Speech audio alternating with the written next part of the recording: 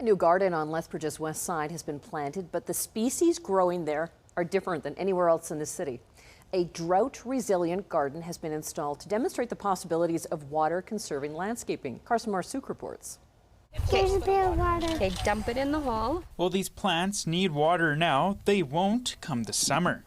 They're part of a new drought-resilient garden in Tartan Park. The tree you see behind me is a honey locust tree, which is not a native species, but is drought-resilient. Then we have some native shrubs, things like snowberry, spirea, and then we have some native grasses and plants, some of the things you might see in the coulees like flax. The new garden is helping to demonstrate the possibilities of drought-resilient landscaping in the city, with a focus on using less water. So drought-tolerant plants, once they're established, so it usually takes about a year where they do need a little extra water to grow into their space, will use a lot less water than plants that are not native to this area or just need more water overall to grow. With water levels of the Oldman Reservoir sitting slightly below normal ahead of the summer, Kathleen Shepard hopes the project will shine a light on the alternative options out there. Using drought-tolerant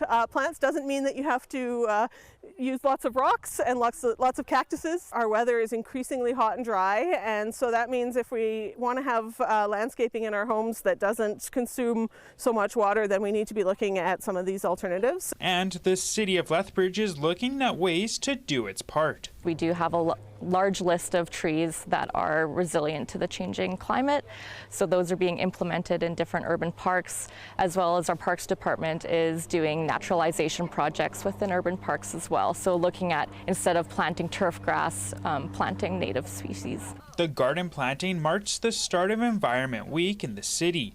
A tree planting, recycling roundup, and other activities are planned throughout next week to protect the environment. Everything matters when it comes to the environment. So even if it is something small that you're doing in your home, it absolutely makes a difference. Carson Marsouk, CTV News, Lethbridge.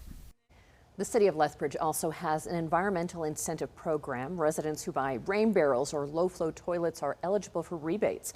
A full list of Environment Week activities can be found online.